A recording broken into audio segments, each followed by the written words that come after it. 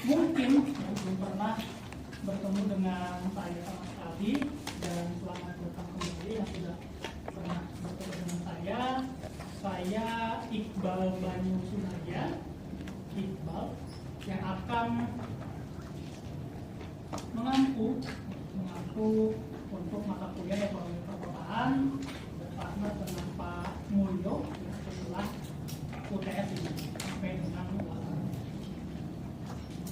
sebelum kita mulai di pertemuan ke-8 ini ya, beberapa kebijakan-kebijakan perkuliahan, kemudian juga bagaimana penugasannya akan saya sampaikan terlebih dahulu ya, di kelas awal pertama ini.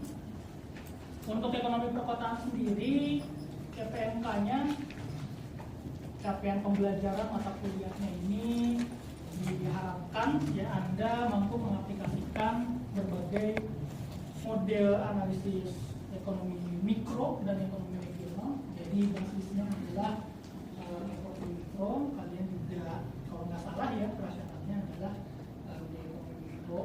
Kemudian untuk yang kedua ini kaitannya dengan bagaimana sistem perkotaan di dalam konteks ekonomi ini berjalan seperti apa, kemudian juga antar kotanya juga seperti apa ya, dan juga termasuk dari stakeholder atau pelaku ekonomi ya, dalam konteks perkotaan dan juga dalam konteks ekonomi. Untuk bukunya, referensi buku utama kita pakainya Sullivan. Anda mungkin sudah mendapatkan ya, sudah ada yang dapat belum? Sullivan ya. Jadi biasanya kayak ini ya bukunya ya. Yang ini bukan? Yang itu? Oke. Kita akan lanjut bukunya, buku Sullivan.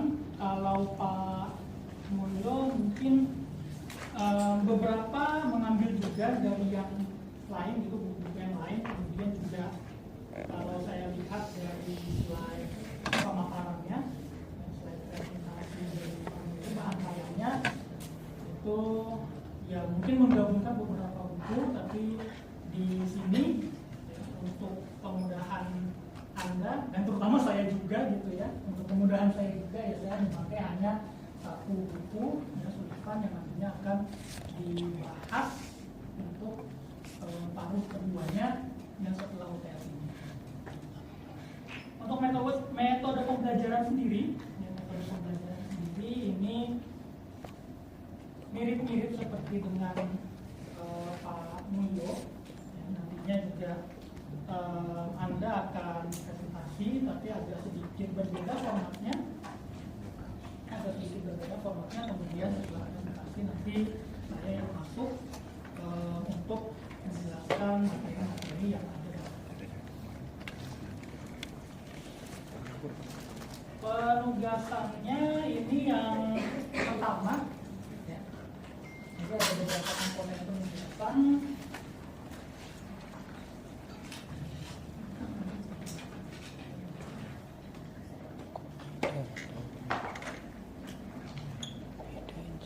Tugas kelompok ya, kalau sebelumnya Anda dengan Pak Mulyo ya, itu tugasnya adalah full paper ya, dalam satu kelompok. Ini di setelah UTS ini ya, saya rencananya akan memberikan Anda penugasan. Kelompoknya masih sama, tapi yang sudah maju itu tidak perlu presentasi lagi, tapi ya menanggapi dari apa yang telah dipresentasikan oleh semuanya presentasi. Jadi tetap ada mekanisme nanti juga gitu ya, karena saya ingin menilai semua orang mahasiswa yang terdaftar di mana ini. Untuk tugas kelompoknya, ya, untuk tugas kelompok ini ada Anda mereview artikel jurnal, sebanyak 3 artikel jurnal. Nanti akan kita lihat beberapa jurnal-jurnalnya, ya, artikel di dalam lampiran ini. Kemudian yang dipresentasikan kurang lebih 15 menit.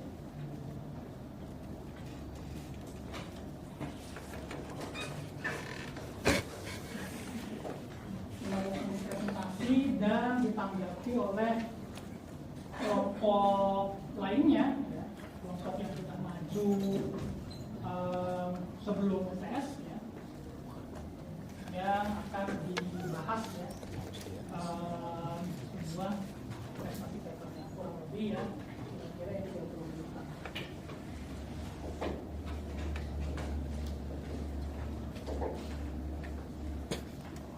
Hal-hal yang dipresentasikan, ya, oleh kelompok pemampar, ya, oleh kelompok pemampar adalah bagaimana mulai dari pendahuluan dan teori apa yang digunakan, kemudian apa yang dipelajari dari artikel tersebut, kemudian kontribusi dari artikel tersebut, kemudian karena Anda mereview 3 jurnal, jadi apa kaitannya artikel 1 dengan yang lainnya, kemudian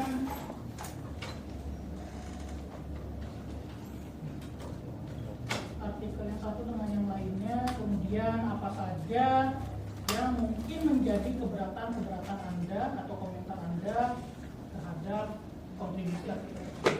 Jadi sebenarnya nggak perlu meringkas dan menjelaskan seluruh isi artikel aja. Panduannya hanya ada di sini, ada di artikelnya, dan topiknya nanti akan kita lihat, ya, pertemuannya seperti apa. Selain itu, ya, Anda juga selain ada daftar artikelnya yang ada di sini, Anda juga bisa mencari artikel lain di luar, ya, di luar dari daftar ini. Jadi daftar ini hanya acuan saja begitu bagi kalian. Tetapi kalau misalkan kalian menemukan artikel di luar yang lebih menarik dan bisa relate terhadap materinya, ya silakan saja, ya, bebas dan terbuka. Kemudian teknis presentasinya ini 15 menit, satu kelompok pemaparan presentasi, kemudian tanggapan, ya, tanya jawab dari kelompok penanggap terlebih dahulu selama 30-60 menit kurang lebih, diskusi. Dan catatannya, ya, diskusi ini nggak fokus ke salah atau benar, tapi ditekankannya kepada bagaimana dari segi pemantik diskusi itu seperti apa, kemudian juga dari segi argumen yang dibangun, argumentasi yang dibangun secara logis seperti apa, dan kemampuan public speaking dari teman-teman. Nanti setelah presentasinya selesai, saya akan masuk, ya, kepada materi-materi yang dibahas di dalam chapter-chapter tersebut. Ini peranan kelompok, ya, kelompok pemapar yang jelas, ya, menyajikan, memaparkan hasil review artikel jurnal. Kemudian kelompok penanggap, ya, ini masing-masing anggota kelompok penanggap, ya, ini wajib untuk entah itu membahas, mengomentari bebas, atau mengajukan pertanyaan juga boleh terhadap kelompok yang pemapar begitu, dan melengkapi juga, ya, dengan insight review dari yang artikelnya yang dibahas oleh kelompok penyaji misalkan. Kemudian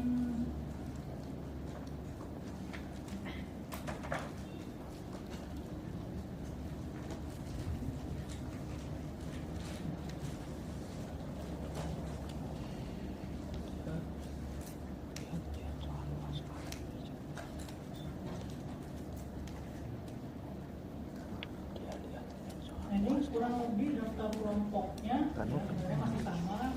Yang sudah maju itu kan kelompok dari kelompok 1, 2, 6, ini yang sudah maju, ya, 7, 8, ya. Kemudian ini akan menjadi kelompok penanggap. Jadi setelah pemaparan ini selesai, misalkan kita mulai di pertemuan ketiga ya, setelah ini pertemuan pertamanya. Jadi kelompok pemapar terlebih dahulu memaparkan 3 artikel jurnalnya. Kemudian untuk kelompok yang penanggap ya, ini silakan menanggapi atau memberikan pertanyaan terhadap kelompok yang menjadi pemaparnya. Jadi seperti itu ya. Jadi ini pasangannya ya adalah kelompok 3 pemaparnya, kelompok 1 penanggapnya, ya, dan seterusnya nanti akan saya berikan ya, kepada Mas Jidan terlebih dahulu ya, sebelum nanti didistribusikan ke teman-teman yang lainnya.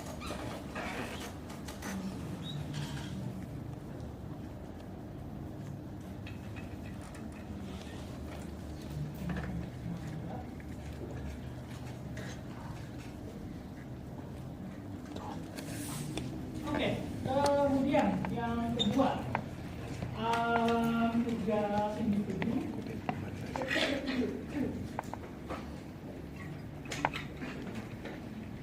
Ini yang pertama, Anda masing-masing orang untuk kelompok yang tidak presentasi.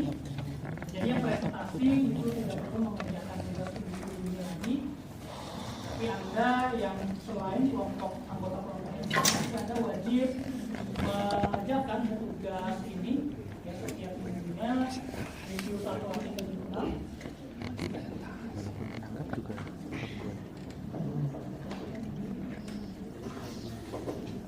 Review 1 artikel jurnal dengan panduan kurang lebih seperti ini. Mulai dari pendahuluan, kemudian review pakai teori apa, kemudian permasalahan dan temuannya apa, dan apa yang menjadi pelajaran yang dapat diambil dari review artikel jurnal tersebut. Ini nantinya akan berguna ya untuk menjadi bahan diskusi, teman-teman ketika membuat pertanyaan untuk kelompok presenter. Anda juga diwajibkan untuk review 1 artikel jurnal setiap minggunya ya. Jadi maksimal 5 slide dan formatnya PPT. Jadi Anda bisa menggunakan PPT, kemudian pengumpulannya melalui Microsoft Teams. Nantinya juga akan saya reminder untuk Mas Budi dan terlebih dahulu dengan penamaan informasinya seperti ini. Kemudian untuk tugas individu yang kedua, Anda mengumpulkan sebuah masalah di sebelum ujian akhir semester.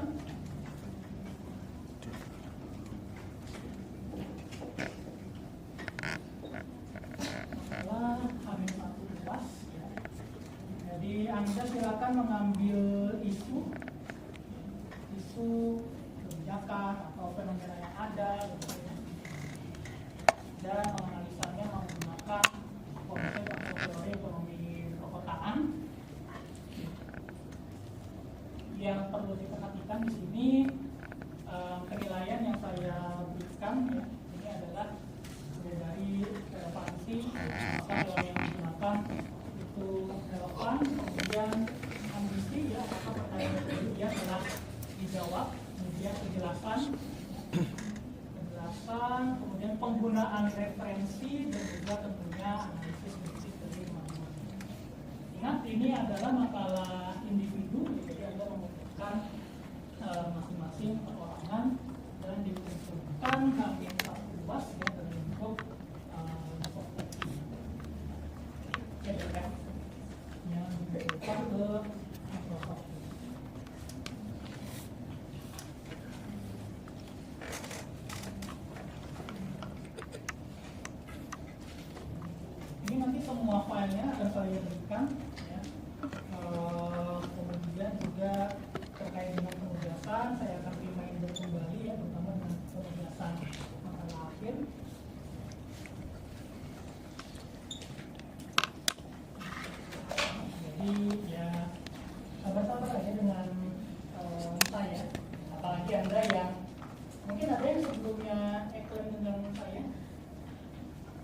lagi yang pengembangan regional dengan saya. Kurang lebih penugasannya seperti ini.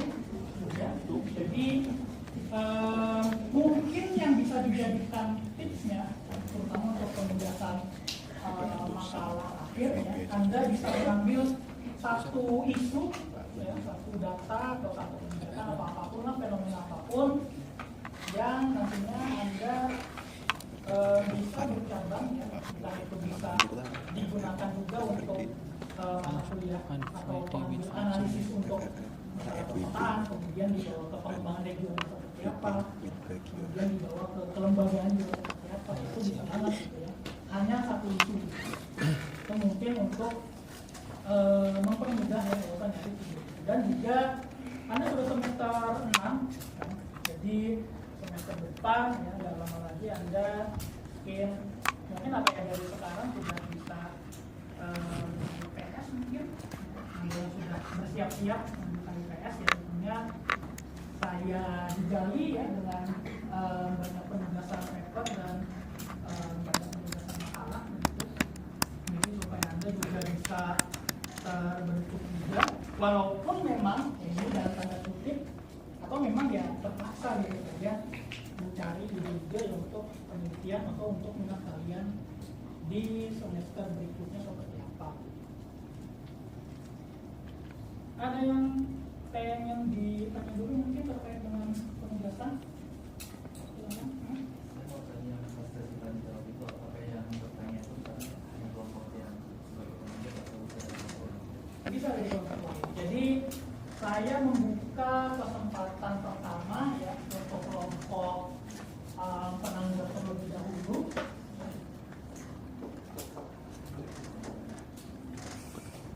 Kemudian setelah kelompok penanggap selesai bertanya, baru saya buka yang kedua. Mungkin juga nggak banyak karena kelompok penanggapnya juga sudah banyak anggotanya kan. Mungkin yang kedua untuk kelompok yang lainnya ya di luar kelompok wajib penanggap. Jadi bebas ya. Saya akan buka teman-teman untuk semua mahasiswa juga gitu ya.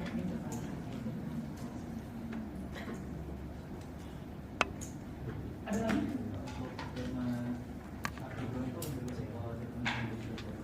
Bebas. Sebenarnya bebas tergantung dari per masing-masing chapternya. Seperti apa, kemudian juga data artikelnya juga saya sudah bagi per chapternya per semuanya, jadi nanti bisa lihat. Ada yang mau tanya lagi? Kalau yang tugas individu itu untuk kelompok penanggap aja atau kelompok yang presentasi yang nggak di minggu itu juga? Kelompok penanggap dan yang tidak presentasi. Jadi semua kelompok yang tidak presentasi yang mengerjakan tugas individu untuk mereview satu artikel jurnal, baik dari daftar yang ada di sini ataupun dari luar daftar itu. Presentasi itu tetap buat gak sih? Ada lagi? Tetap buat tugas ya?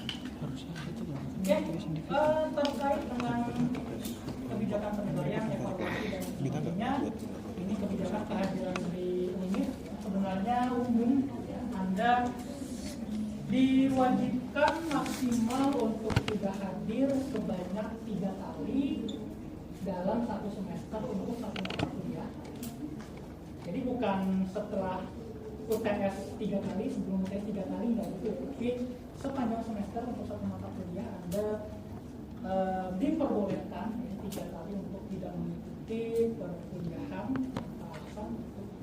Dan ini masuk ke kriteria kehadiran minimal 75%. Jadi jangan sampai Anda konyol begitu ya, tidak bisa UAS ya karena terkait dengan ketidakhadiran. Kemudian untuk penilaian ya, ini saya ini kata saya dengan Pak Mulyo gitu ya, ada 2 dosen UAS 25% ya. Kemudian semuanya ini ya, penugasan ini juga porsinya 25%. Jadi penugasannya ya akan saya rata-ratakan semua. Nantinya penugasan akhir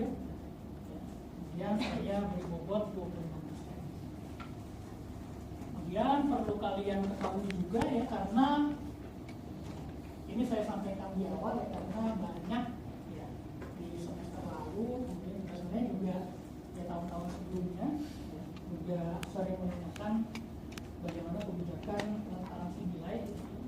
Transparansi nilai sebenarnya udah ada ya, tapi bagaimana cara menilainya gitu. Sebenarnya saya nggak akan membuka layanan tersebut ya, tapi saya coba beritahu di awal bahwa kebijakan penilaian evaluasi saya itu ya, kalau misalkan dari kelompok ya, presentasi, kemudian juga dari penanggap ya, kelompok yang memang wajib untuk menanggapi ya, itu saya memberikan nilainya yang kurang lebih minimal jadi 80 begitu. Kemudian untuk teman-teman yang ingin bertanya, termasuk juga pertanyaan kita yang kedua ya, yang artinya itu bukan kelompok penanggap, bukan kelompok atau bukan yang wajib menanggapi.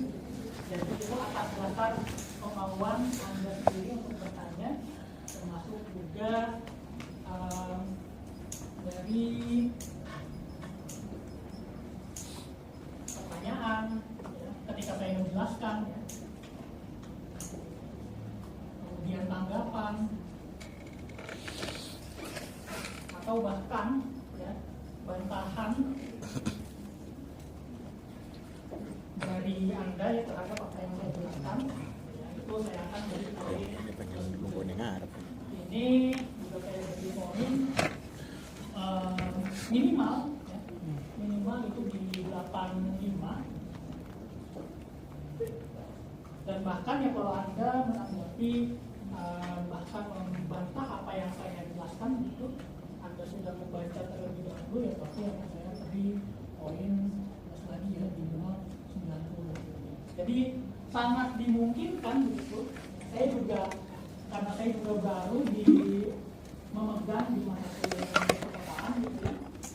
Jadi bedanya saya dengan Anda ya, mungkin saya mungkin saya sudah belajar beberapa hari sebelum, atau mungkin ya beberapa bulan sebelum gitu ya. Atau mungkin ya nggak menutup kemungkinan ya, saya juga yakin bahwa kalian sudah belajar terlebih dahulu, apalagi kan bukunya sudah ada, kemudian juga chapter-chapter penjelasannya juga sudah ada ya, sehingga dimungkinkan Anda membaca terlebih dahulu, dan apa yang saya jelaskan itu kurang tepat bisa Oh iya, ini untuk poin-poin penilaian yang ketiga. Jadi saya rasa kalau Anda mengerjakan ya, tugas-tugas, mengumpulkan tugas-tugas tepat waktu, kemudian juga ya niat gitu dalam melakukan tugas gitu ya, setidaknya nilai tugasnya itu, nilai hasil proyeknya ya, itu dia bisa dapat A gitu. Makanya bisa dapat A ya. Dan yang nggak cuma itu aja ya, di UAS gitu, di UAS juga saya katakan ya, Anda bisa mendapat yang terbaik juga, bisa mendapat nilai terbaik juga gitu. Tapi ya kalau di kelas saya ya, khusus di kelas saya, kebijakan UAS-nya bagaimana pengambilan nilainya, saya akan menarik nilai, menambahkan poin ya, sampai dengan poin tertinggi. Jadi misalkan Anda dalam satu kelas paling tinggi misalkan 85 begitu dari UAS nanti. Ini akan saya tambahkan. Jadi kurang lebih mungkin di 95 gitu. Jadi ada tambahan mungkin 10 poin untuk satu kelas semuanya begitu ya. Sampai nilai tertinggi yang mungkin ya 95 gitu. Ini karena pertama ya bisa jadi apa yang saya jelaskan tidak jelas begitu, kurang begitu dari segi penjelasan saya. Saya sudah mengakomodasinya ya,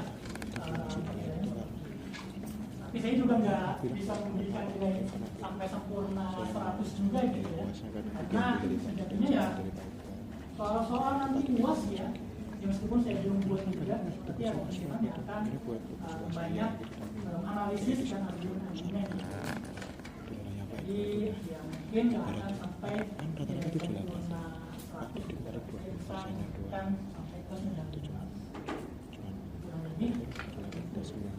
Nah, kalau pertanyaannya ya bagaimana dalam misalkan paling tinggi amit-amit ya itu hanya 40 aja gitu. Anda satu kelas tertinggi jadi benchmark gitu ya. 40 paling tinggi. Saya hanya bisa memberikan ya, menaikkan nilai satu kelas ya itu sampai ke 2 tingkatan di atasnya. Misalkan 40 nilai saya hanya bisa memberikan sampai ke nilai C atau mungkin B paling bawah ke 70. Jadi ada tambahan ya 70 untuk satu kelas gitu ya jika nanti nilai tertinggi Anda adalah 40 misalkan. Jadi saya harap saya ingin menyampaikan dari awal ya skenario seperti ini saya sudah coba mengakomodir ya, dari kemungkinan saya tidak bisa menjelaskan dengan baik ya, dengan jelas ya, sempurna begitu ya, saya coba akomodir seperti ini. Tapi ya saya juga kalau ini ya udah misalkan ini udah keterlaluan sih, saya nggak bisa ngangkat sampai 100 gitu ya, karena ya, pertanggung jawabannya juga berat juga kalau misalkan saya kasih nilai sempurna apabila ada sekelas misalkan Anda nilainya paling tinggi adalah sekian. Jadi itu ya terkait dengan kebutuhan evaluasi. Jadi saya harap tidak ada ya kalian yang kontak kembali ke saya begitu ketika nilai sudah ada. Gitu.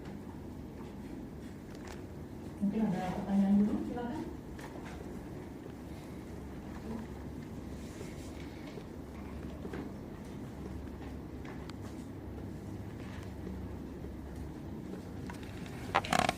Ini juga umum ya terkait dengan etika akademik yang sampai Anda terutama ya untuk tugas makalah akhir ya, yang sampai Anda mengklaim ya, artikel misalkan yang sudah publish ya, tapi Anda ganti menjadi nama Anda gitu ya. Nah itu sama aja ya, terang juga gitu ya. Kayaknya tiap semester ya, semester lalu kemudian tahun lalu ya juga saya menemukan beberapa orang ya, itu langsung saya kasih yang nilai di tahun gitu ya, yang kasih apapun. Jadi sampai ya Anda melakukan performulan sehingga menjadikan diri sendiri. Oke, terkait dengan kebijakan perkuliahan ini saya sampaikan di awal sebenarnya untuk proses perkuliahan sebenarnya saya nggak ketat-ketat banget. Saya akan masuk ya, selambat-lambatnya 15 menit setelah kedua kelas berlangsung. Jadi kalau misalkan lebih dari 20 menit saya belum datang ya silahkan kontak ke saya ya, untuk konfirmasi apakah pertemuan hari tersebut ya ada atau di-share. Dan saya akan coba memberikan informasi ya, pertemuan nanti apabila misalkan semungkin mungkin saya akan coba memberikan informasi. Dan seluruh bantaian akan saya kasih ya. Jadi kalau misalkan mulai dari tugas yang Anda mau misalkan foto ketika pemaparannya juga boleh ya. Kemudian tapi ya usah khawatir ya, saya akan memberikan bahan tayangan juga ya. Jadi kalau buku kan udah dapat tadi ya. Kemudian bahan tayang silabus ini pun juga ya. Ini akan saya berikan juga. Kemudian terkait dengan kebijakan awal mulai kuliah ya, ini bebas aja kalian mau datang misalkan beberapa menit setelah waktu, kemudian juga kalau mau ketemu silakan ya. Langsung keluar aja begitu, nggak apa-apa. Dan ini juga bagi Anda yang ingin membawa makanan, minuman ya ke dalam kelas ya, di kelas saya ya bebas ya.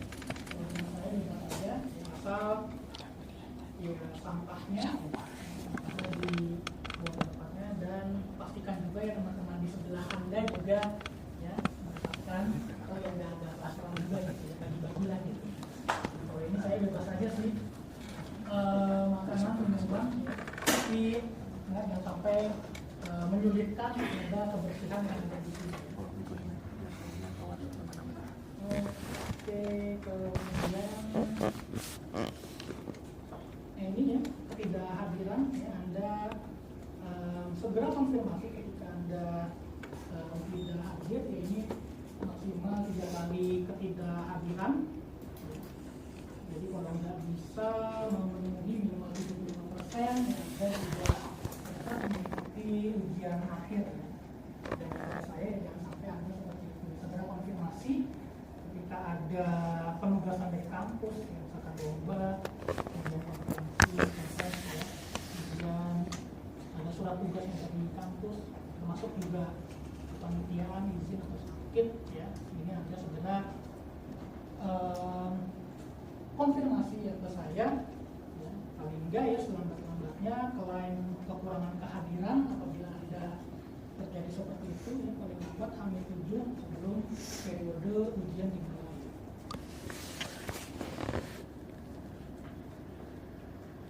Kemudian kalau dengan saya prinsipnya nggak ada ujian susulan, jadi ini Anda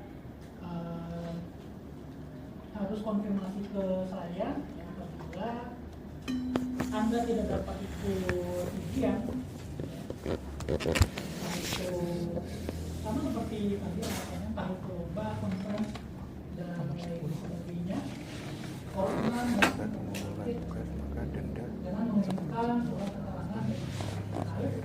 Dan ingat ya, ini perlu ya, bisa dipertanggungjawabkan ya. Anda memberikan surat ke saya ya, itu dari pelanggaran. Kemudian konfirmasi ini nanti akan saya reminder juga ya di pertemuan akhir juga ya, terkait dengan teknis-teknis ujian gitu. Tapi ini saya sampaikan di awal saja, di awal juga besok sebelum saya reminder kembali. H-1 sebelum ujian ya, Anda masih diperbolehkan bahkan sampai hari H sebelum ujiannya dimulai ya, itu Anda silakan memberikan konfirmasi ke saya. Kemarin ada yang memberikan konfirmasi tapi H+1 yaitu tidak saya tanggapi gitu ya, karena ini ya saya rasa ya kurang, ya nggak fair aja gitu ya. Ini semua sudah saya buka, sudah saya berikan informasinya gitu ya, dan masih dikasih kesempatan sampai hari H bahkan ya sebelum dimulai ujian ya. Jadi dia tidak konfirmasi ketidakhadiran mengenai ujian kali ini. Jadi kalau Anda menghubungi saya ya ketika jadwal mata kuliah ekonomi perkotaan ini sudah berlangsung gitu. Jadi saya nggak akan tanggapi ya. Saya harap ya kalian semua bisa mengikuti ujian sesuai dengan jadwalnya. Untuk penugasan ya, batas akhir pengumpulan penugasan ya, tadi ada beberapa tugas ya yang rata-ratanya itu di setiap minggunya H-1 sebelum perkuliahan ya. H-1 sebelum perkuliahan ini batas pengumpulan tugas mutlak ya, dan ada pengurangan nilai dari nilai yang seharusnya diperoleh ada membuat mengerjakan tugas. Ingat bahwa segala bentuk pelanggaran ya, pelanggarannya akan menyebabkan ya, mata kuliah Anda jadi C ya, dan akan berjalan sesuai dengan peraturan itu.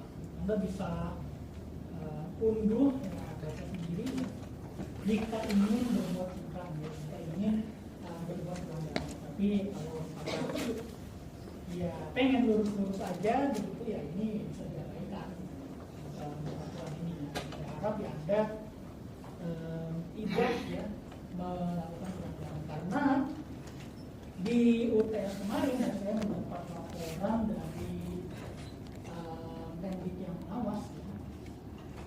satu matkul yang saya pegang, itu salah satu kelas ya, yang saya pegang itu ada beberapa yang kawan yang terlihat bekerjasama, tukar kertas bahkan kertas ujian, kemudian juga ya capek, tapi ya ini yang merupakan bentuk pelanggaran ya, karena mata kuliah saya ujiannya sifatnya cukup umum, tiba-tiba banget Harisa sama dari catatan atau lainnya. bedanya apa Jika terjadi pelanggaran, ya saya akan memberikan nilai E.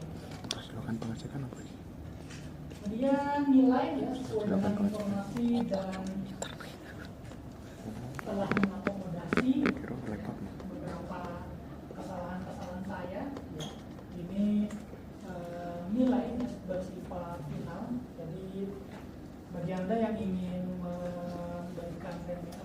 melakukan ya, perbaikan, itu saya nggak membuka kesempatan itu ya, karena saya sudah mengakomodir hal-hal tersebut dan sudah saya informasikan dari awal. Lagi juga kalau udah liburan ya, saya harap ya Anda juga liburan dengan tenang juga gitu ya. Dan saya pun juga pengen tenang juga di liburan. Oke, terkait dengan ini dan sebelumnya, apakah ada pertanyaan? Silakan. Silakan, Pak Ilham. Saya harap ini bisa diikuti ya oleh teman-teman semuanya ya. Berkaitan dengan topik ya, ini topik dua pertemuan awal ya. Pertemuan pertama ini saya akan masuk sebagai pengantar terlebih dahulu. Buku referensinya sekitar mulai dari 1 sampai 9. Anda tidak perlu melihat buku ini semua ya, saya rasa di pemaparan saya ya mulai pertemuan pertama ini sudah bisa langsung menjelaskan. Tapi mulai dari pertemuan kedua dan seterusnya, saya harap Anda selain memahami materi dari bahan tayang saya, ini saya harap Anda bisa memahami materi dari buku yang kita sesuai dengan jadi penjelasan saya per chapternya ya, bisa jadi bahkan ya mungkin itu tetapi tidak lengkap dan Anda selengkapnya bisa membaca buku yang Anda dapatkan mengenai bukunya dari nah ini kita kemudian mulai pertemuan kedua pertemuan 9 ini kita akan membahas transportasi. Kemudian pertemuan ketiga juga transportasi. Kemudian pertemuan keempat ini mulai masuk ke edukasi, pendidikan, kemudian kriminalitas seperti apa. Dua pertemuan akhir ini public housing dan juga dasar ini untuk kelompok-kelompok presentasinya sudah saya berikan. Kemudian juga untuk nanti di setiap hari pertemuan saya akan coba juga 5 itu juga untuk penerapan maupun penampilan yang selanjutnya akan kemudian karena adanya beberapa hari libur nasional bersama sehingga perkuliahan ini tidak bisa diadakan secara offline begitu, dan saya lihat mengganti kelas juga sudah penuh semua kalian ya, untuk di kelasnya, maka ada beberapa kelas yang online. Nah ini karena minggu ini mulai 16 April, kemudian minggu depan pertemuan kedua dan minggu depan juga malamnya juga pertemuan ketiga, jadi berarti Anda harus sudah mengumpulkan tugasnya ya di minggu depan juga dengan pemapar juga ya. Kemudian juga untuk minggu keempat juga sama ya di pertemuan 11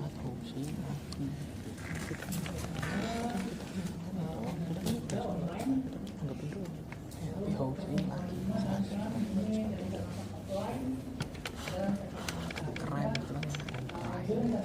online, istilah pertemuan tahunan atau pertemuan ketujuh. Ini nanti semua sebenarnya saya update, Anda sudah bisa lihat di SSO apapun, tapi saya sudah mengubah ya pertemuannya menjadi seperti ini, karena biasanya juga dosen-dosen itu juga minta ya untuk perubahan jadwal, karena banyak banget liburnya ya, jadi saya mau memindahkan liburan. Kemudian nantinya ya kalau ada perubahan lagi pastinya akan saya infokan ke di Bangku ya. Kalau mesin jawab itu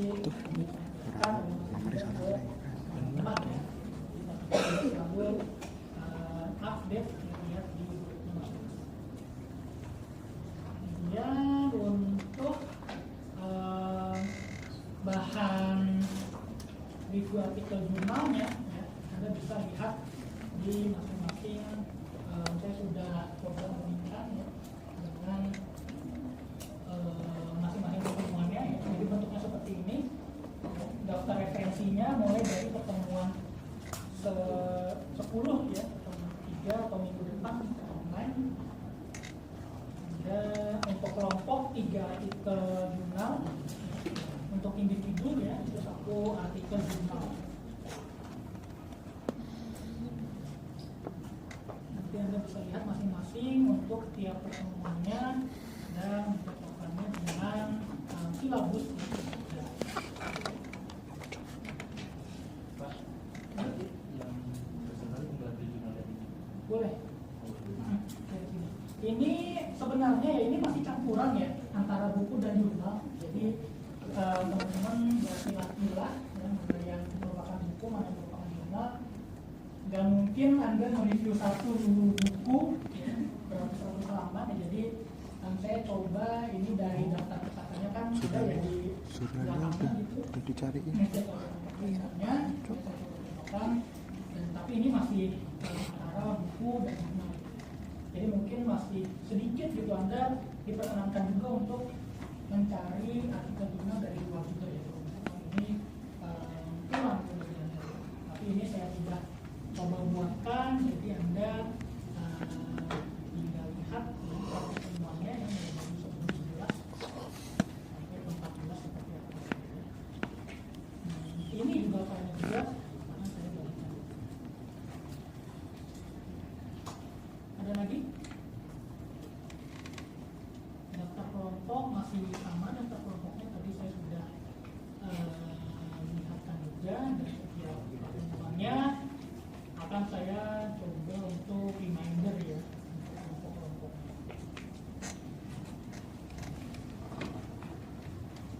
Oke, kalau nggak ada ini masuk ke pertemuan pertama, review dari apa yang sudah pelajari sebelum UTS. Wah, kembali lagi coba. Bukannya dulu sama ya coba. Gambar sama kayak jurnal. Kenapa kota itu ada, tapi sekarang singkat. Kemudian aksioma yang pembahasan juga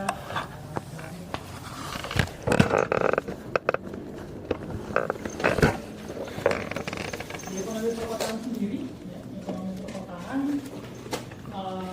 menerapkan teori makroekonomi basisnya teori mikro untuk mempelajari bagaimana sebuah kota itu terbentuk itu ada penduduk dan juga berfungsi. Ekonomi perkotaan sendiri menjadi masalah yang ada di dunia perusahaan ya, seperti kan kebijakan perumahan ini public housing, kemudian kemacetan lalu lintas, hal-hal yang terjadi sehari-hari di perkotaan, isu-isu perkotaan, kemudian kemiskinan dan juga penggunaan lahan. Dan karena ini konteksnya adalah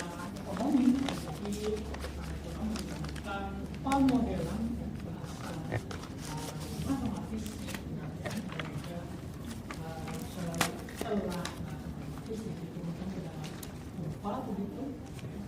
Yang sebenarnya untuk menyederhanakan dinamika kota. Walaupun sebenarnya ya dari matematis dan logika itu membuat kita jadi kompleks juga gitu soal ini. Tapi secara sederhana ya bahasa matematik yang merupakan bahasa logika gitu ya dari fenomena pekerjaan.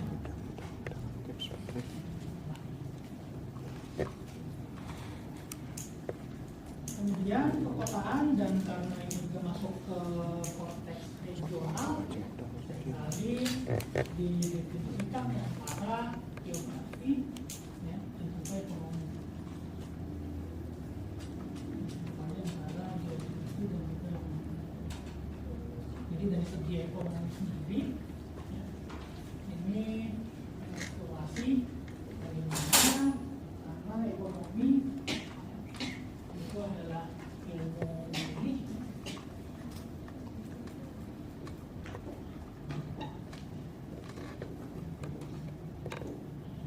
Jadi dari beberapa pilihan ya, dan merasionalisasi pilihan-pilihan yang ada yang dibuat orang ketika ya karena adanya keterbatasan sumber daya. Jadi awalnya dari keterbatasan sumber daya.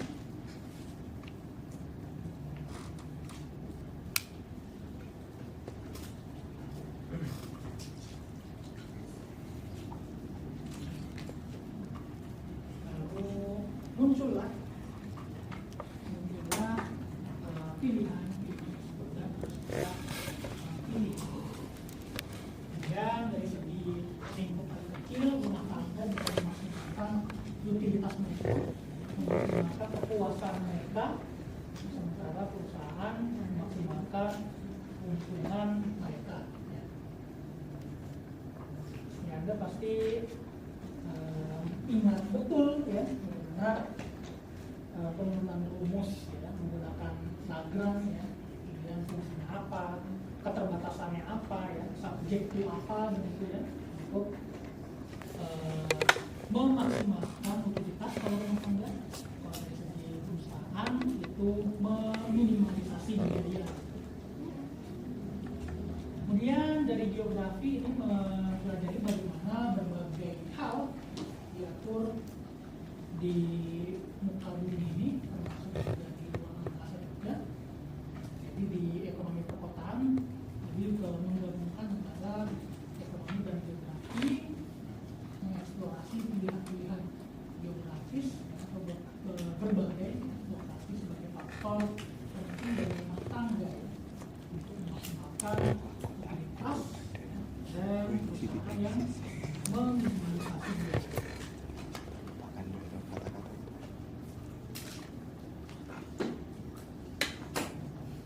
Bidang-bidang terkait dalam ekonomi perkotaan ini ada kekuatan pasar dalam penggunaan kota, kemudian penggunaan lahan, kemudian transportasi perkotaan yang mana kekuatan pasar ya di dalam penggunaan kota ini merupakan urusan lokasi antar kota. Kota yang satu dengan kota yang lainnya.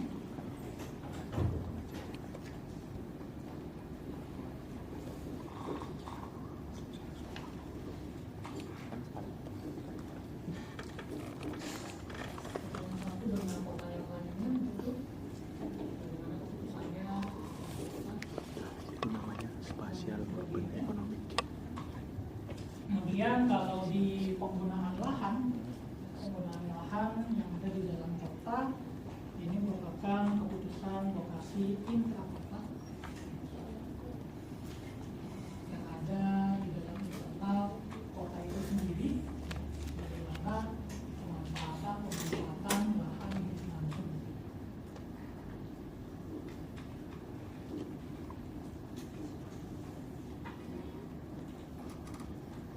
Biasanya ya kalau misalkan dalam konteks Indonesia gitu ya, ini ada yang namanya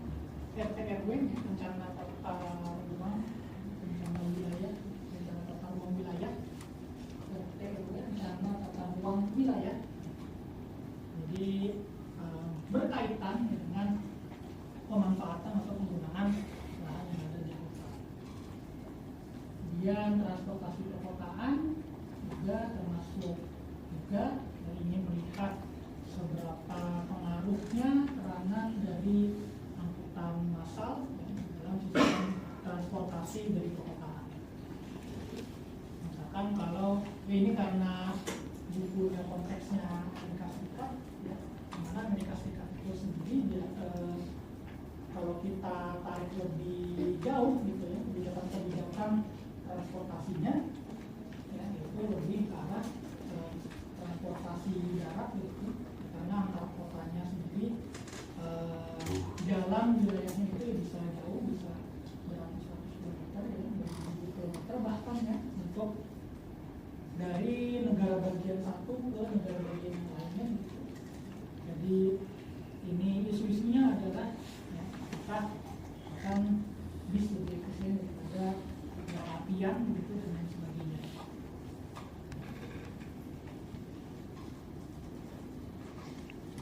Kemudian selanjutnya ya, ini yang nantinya juga lebih banyak kita pelajari sepanjang setelah UTS ini ya, berkaitan dengan kriminalitas ya.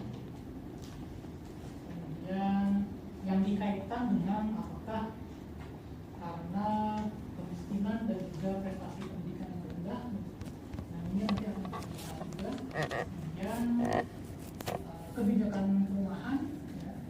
Ini karena sebelum UTS kemarin Anda sudah mudah sekali bagaimana teori lokasi begitu, dan ini lebih ke penerapannya ya, penerapannya pilihan lokasi perumahan seperti apa, mekanismenya seperti apa, dinamikanya dan lain sebagainya. Kemudian di akhir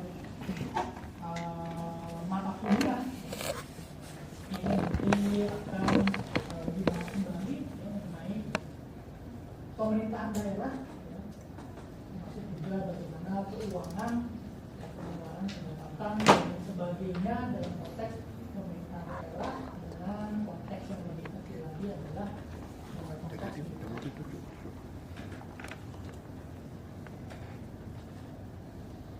kemudian untuk kota ya, ini sebenarnya juga ada juga ya, ada ini penjelasan singkat saja. Jadi dari wilayah perkotaan yang sebagai wilayah geografis ya, yang diisi sejumlah besar orang di wilayah area yang relatif kecil, dan biasanya ya, wilayah kota ini ya, dia muncul karena adanya di kota yang satu kita sebutnya mungkin ya daerah, yang lainnya mungkin yang satu kepadatan penduduknya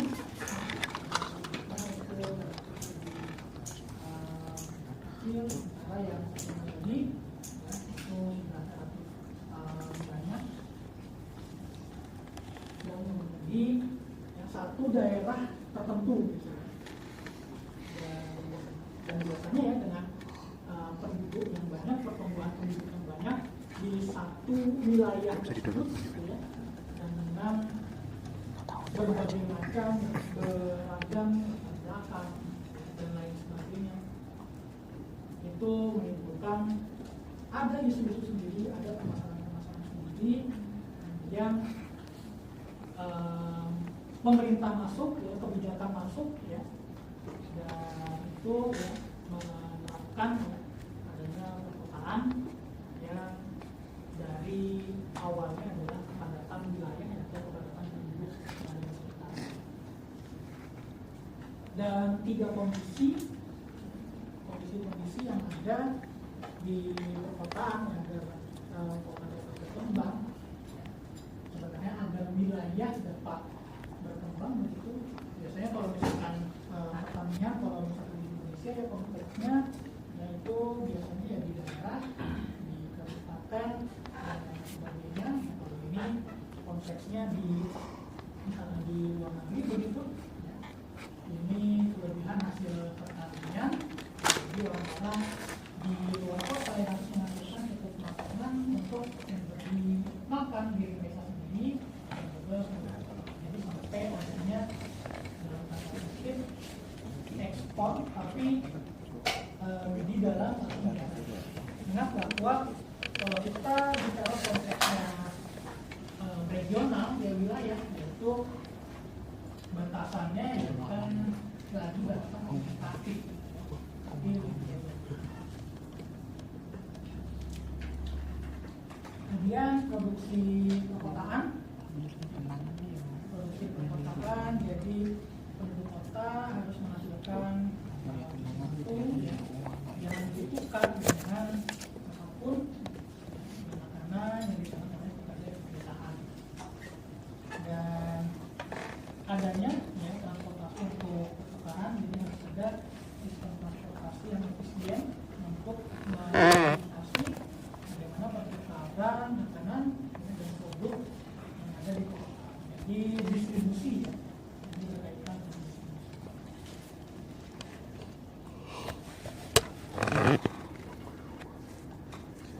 Aksioma ekonomi perkotaan. Beberapa aksiomanya.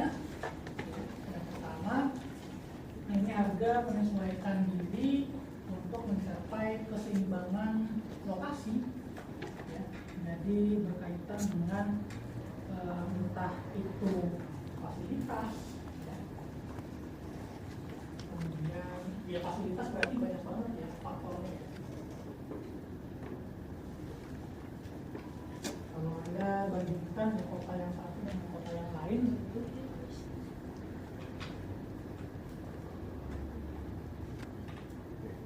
perbandingan sederhana ya, kalau kotanya misalkan banyak slum area atau area-area kumuh begitu ya, tentunya dia akan lebih orang kemungkinan besar tidak akan mendatangi kota tersebut ya, karena ya mungkin di satu sisi bisa jadi lebih murah gitu ya, tapi kita perlu membayangkan juga bagaimana biaya-biaya yang timbul ya di luar biaya-biaya harga yang ada gitu. Jadi ya fasilitas sendiri begitu itu ibaratnya juga nanti atau merupakan sebuah investasi juga gitu ya, merupakan sebuah investasi juga individu atau kelompok ini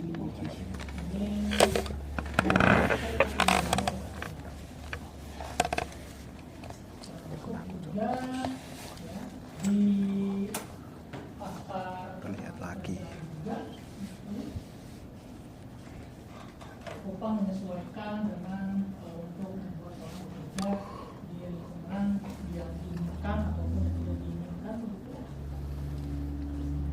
Juga demikian ya, harga tanah juga ya menyesuaikan dirinya untuk memastikan keseimbangan lokasi di antara perusahaan. Kemudian aksioma yang kedua, efek penguatan diri menghasilkan hasil ekstrim.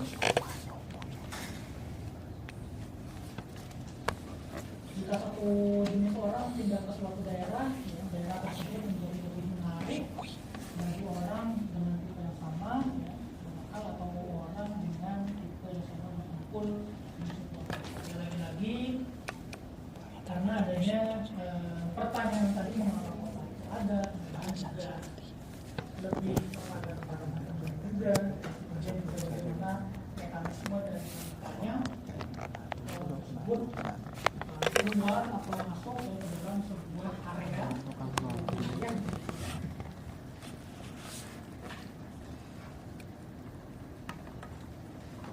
kemudian aksioma lainnya ya, adalah eksternalitas yang menyebabkan ketidakefisienan. Jadi biaya eksternal merupakan biaya yang tidak sepenuhnya ditanggung oleh orang yang melakukan tindakan tersebut dan akan mempengaruhi orang lain juga.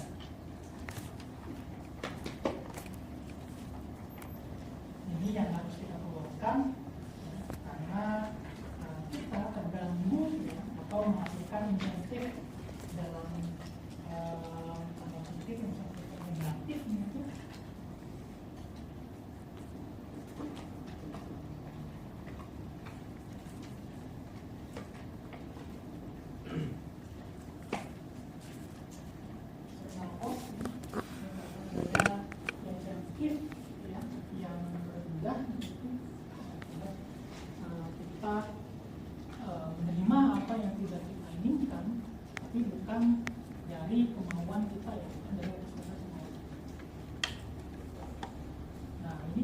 ya manfaat eksternal ya, external benefit ya.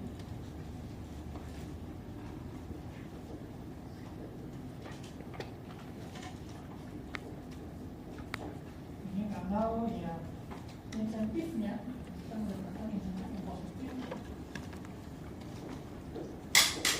atau ya ingin membuat ya kita memudahkan kita dalam melakukan sesuatu.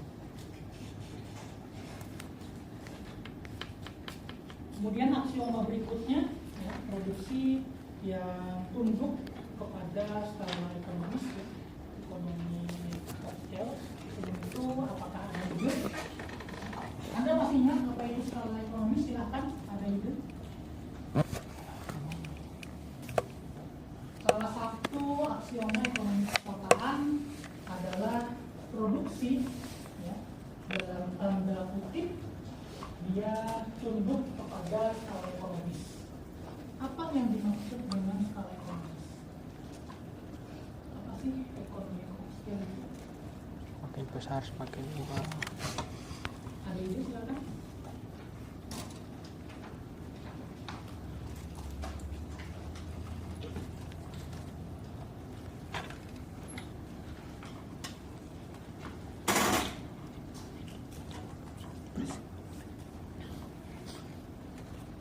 Ada HP laptop kan?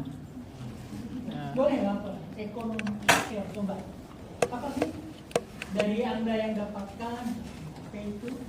Kemudian Anda ceritakan mekanismenya seperti apa? Gimana, ada ide? Boleh?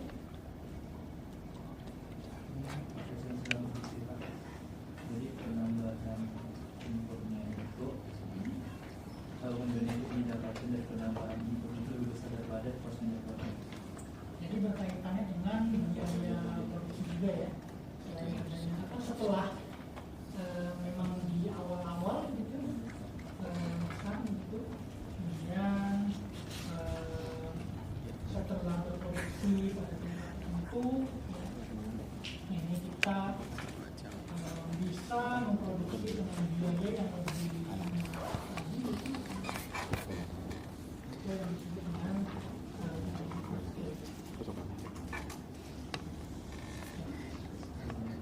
Udah jam 10 kan, sudah jam 10. Lagi cepet-cepet kan. ada lagi ide? Sama video. Ya, jadi ekonomi sosial ya, ini berkaitan dengan adanya ya, skala biaya produksi yang menurun seiring dengan meningkatnya jumlah output.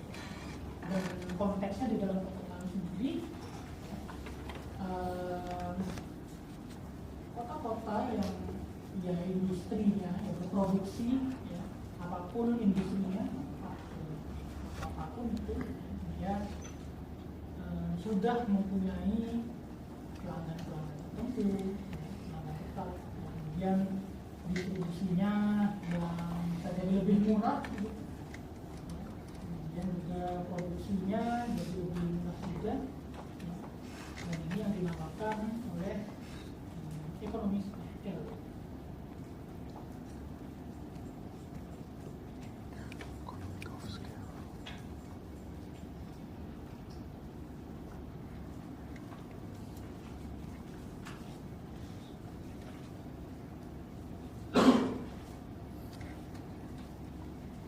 Kemudian ya, aksioma berikutnya, persaingan menghasilkan keuntungan ekonomi nol. Jadi aksioma ini menyatakan bahwa perusahaan akan terus memasuki pasar di lokasi yang sama hingga keuntungan ekonomi yang mencapai nol. Dan setelah ini tercapai, perusahaan akan menghasilkan pendapatan yang cukup untuk melanjutkan usahanya. Dan bagi perusahaan lainnya tidak ada insentif ya, untuk memasuki pasar.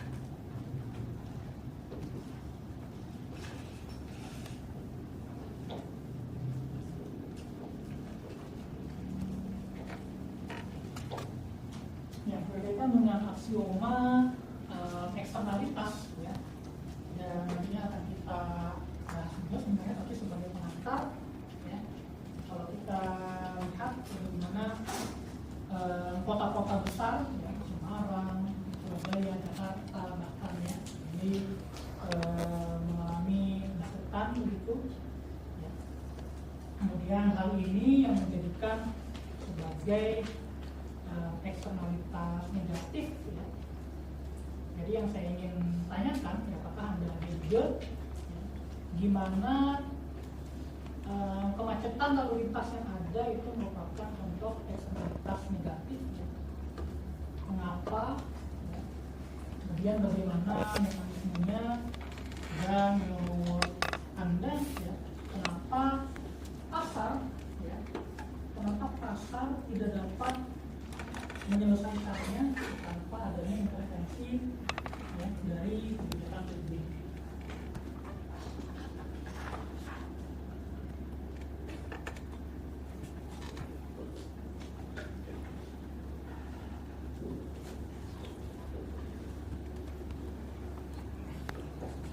Kenapa kira-kira ada ide mungkin? Sambil perkenalan dulu, silakan kalian yang ingin ke toilet ini gunakan boleh di luar dulu. Jadi apakah ada ide ya, kenapa macet itu jadi eksternalitas negatif, mekanismenya gimana, dan kenapa sih pasar kok nggak bisa menyelesaikan ya, kenapa adanya intervensi? Macet sebagai eksternalitas negatif karena macet itu menambah biaya Vinaspat padang biru ini. Time to shine. Lama nggak ke padang biru? Kita akan makan omah kan ada badok-badoknya. Jadi mau tau nggak aku ada siapa? Ada ke Motekari yang dulu, Motekari yang depan beton dulu. Itu ada itu cok, dia jualan itu cok, yang kayak kemarin tuh pangsit yang batagor. Oh enak, masuk sama sih, masih hangat kan? Masuk. Belum absen ya? Belum. Jadi akhir sih. Terus Telat berapa menit pun tetap mak yang penting masuk tetap di absen. nggak dikasih tahu tadi keterlambatan nggak dikasih nggak. Ada cerita. Ada teknik itu tes tahu isi tahu isi itu kan Oh. biasanya itu bakwa ada, terus aku beli 10.000 juga, tempenya 2, tahu isi 2, batagornya 5, tahu apa bakwanya 1. Batagor bisa pangsit-pangsitan ya. Foto kafe orang nih Bandung gimana nah itu bisa sama saus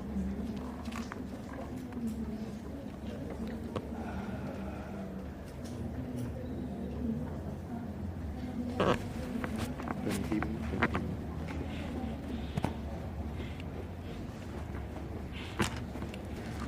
Kehidupan sebenarnya selain dimulai ya, apa? selain dimulai kehidupan lebih bagus sebenarnya. tidur nikmati slow living di kelas. Kalau aku mah ya gini aja. Aku nggak bisa main HP karena habis baterai. Bocor. Juga bahannya bocor. Tembel kita nih suburban. Tembel kita suburban. Saya orang tunggu ya. Apa? Saya rasa ngecit cowok, rasa rumah terus. Pakai Android emang aneh. Pakai Samsung Bukannya neng Windows sana ya pikir. Gak ngerti.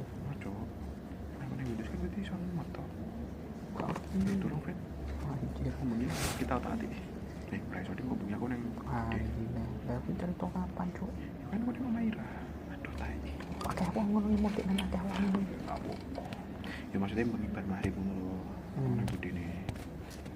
Meh juga STN aku soal meh Jogja cuk. Cuma. STNK aku nopo nih? STNK. Wih, STNK rumah bukan. Jadi STNK rumah. adikku yang dia kan punya rumah di Jogja sama aku punya rumah di Klaten sama punya rumah di di sama rumah di Semarang yang itu. Nah, itu ya kayak di Jogja itu ada motor yang buat operasional di Semarang ya, buat dipakai di rumah. Nah, itu kebawa ya, jadi kan yang mau pergi-pergi kan nggak ada STNK nih motornya, mau pakai orang rumah sana kan kayak kan ada kayak yang nungguin lah sama ada anaknya kan ada yang beberapa yang di Klaten juga. Nah itu apa bawa ya mau dipakai nggak bisa, takut misalnya ada polisi gitu bawa kemarin kan mau diambil aku tuh suruh ngambilin saya tuh disuruh ini doang apa suruh paketin lewat Detra saja, cuman kayak aku masih sampai lewat kan nggak pakai Detra versi korupsiku gampang tinggal ngomong habis berapa 200.000 udah metro boleh kayak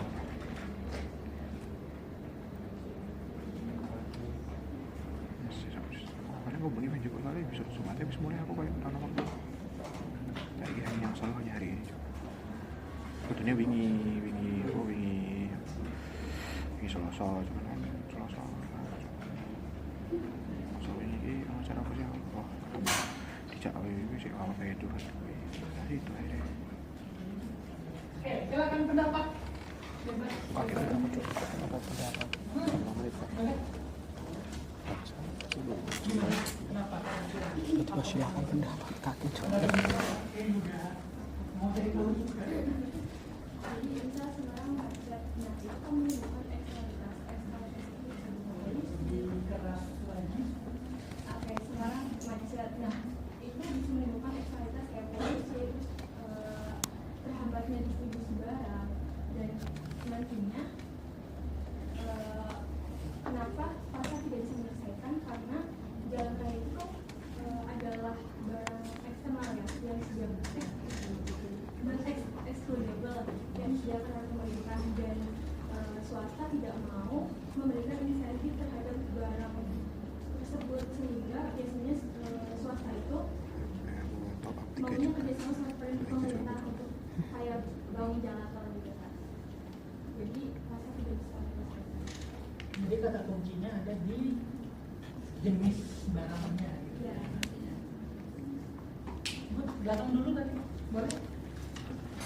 Jadi kalau kita menggunakan kendaraan ini akan timbul biaya pribadi sama biaya sosial juga. Dimana biaya pribadi itu ada bensin, parkir, perawatan dan sebagainya. Sedangkan kalau biaya sosial itu kerugian waktu orang lain yang itu terjebak saat bersama kita juga gitu, ataupun polusi udara dan sebagainya. Hal itu yang menyebabkan eksternalitas, di mana eksternalitas itu adalah adanya dampak dari tindakan tersebut tanpa adanya kompensasi. Mekanisme ini melalui kita bisa lihat bahwa pertumbuhan kendaraan itu setiap tahunnya selalu meningkat, sedangkan jalan itu tetap ataupun dia itu lebih cepat dibanding pembangunan jalan itu sendiri. Sehingga harus ada intervensi pemerintah karena seperti yang saya bilang tadi bahwa jalan itu adalah barang publik dan dibutuhkannya adanya pelebaran jalan, terlebih lagi sudah ada penarikan pajak dari pajak untuk pembangunan. Aku rasanya pengen langsung ning tempat servisnya tapi kok tutup jam 4.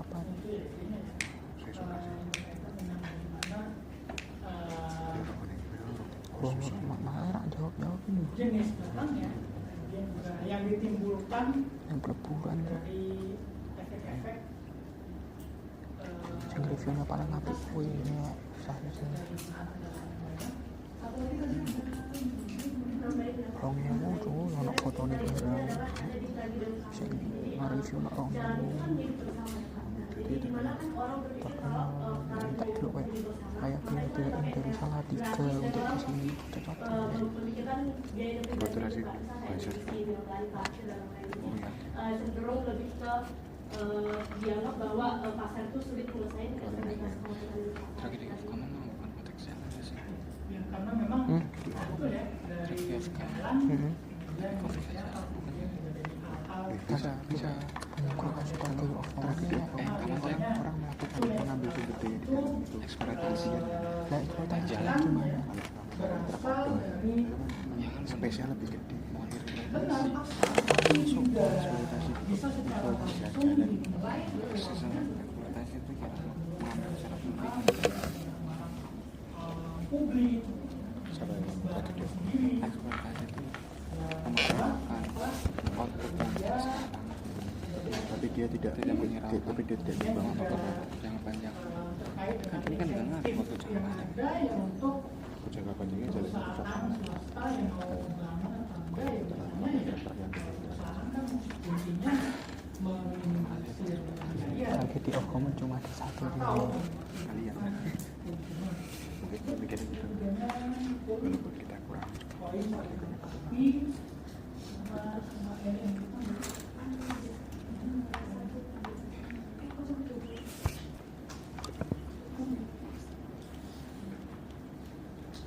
yang belakang tadi biasa Pak. Akhir atau nomor?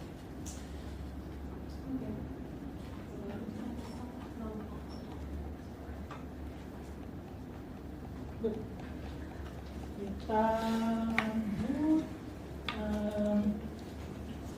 bahasan-bahasan di dalam ekonomi perkotaan Soft yang habis aja. Kalau di belakangnya enak. yang buku ini sampaikan kemudian juga berkaitan dengan di document ini yang sebelum PTS yang kita dapatkan ini bagian pertama mengenai teori kekuatan pasar yang ada di dalam perkembangan kota. Yo menang-menang itu ya Ten. Emang gak ada menangnya Ini nih. ada Ada. pemanfaatan dari produksi ya, pusat Kita upgrade ya. kemudian Makanya gue bahasan-bahasan mau ada laptop dipasang gimana? aglomerasi Lemah lo Ten. kenapa Bisa upgrade cuy, dipakai darah gampang jumping. Saya sabar. Pemasok penyuplai dari input antara tenaga kerja dan lain sebagainya kemudian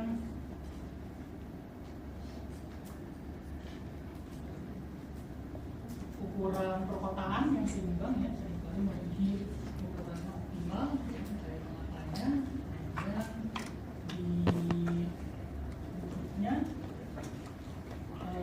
ketenaga kerjaan seperti apa kemudian di bagian kedua yang mengenai penggunaan lahan pola penggunaan lahan bagaimana sebuah daerah membentuk suatu pola-pola tersendiri dalam penggunaan lahan ini juga kita akan bahas juga di pertemuan ketiga. Ya, nah untuk setelah UTS ya, kita akan lebih banyak bahasannya mengenai isu-isu yang ada di ekonomi perkotaan. Kalau misalkan sebelumnya kalian sudah mendapatkan teori-teorinya, ya ini lebih kepada penerapan-penerapan yang Belum ada. dapat teorinya Pak, saya kita Pak. Yang pertama, Teori dari mana bagian Pak? yang akan kita bahas itu Mas transportasi Pak semua. dimana Jadi Pak saya. kita membahas mengenai sistem jalan raya, Di upgrade malah makin gampang jumping. mobil kendaraan ya. Pada awalnya Kamu upgrade yang apa dia tadi juga coba? Semuanya upgrade. tanggapan terhadap eksternalitas tersebut. Suspensinya Jadi tadi. ya, kenapa terjadinya kemacetan dan kenapa pasar ya, jangan sampai bisa ya harus ada intervensi. Kemudian berikutnya ini membahas tentang transportasi umum, urban transit, Setelah dan bagaimana setelah antara bagaimana di dalam kota, baik di dalam kota maupun di antar kota, sistem-sistem transportasi massal ini ada, apa penyebabnya apa, kemudian juga mekanismenya apa, dampaknya seperti apa. Kemudian isu besar yang kedua, ya, ini berkaitan dengan pendidikan dan juga kriminalitas ya, di tingkat perkotaan.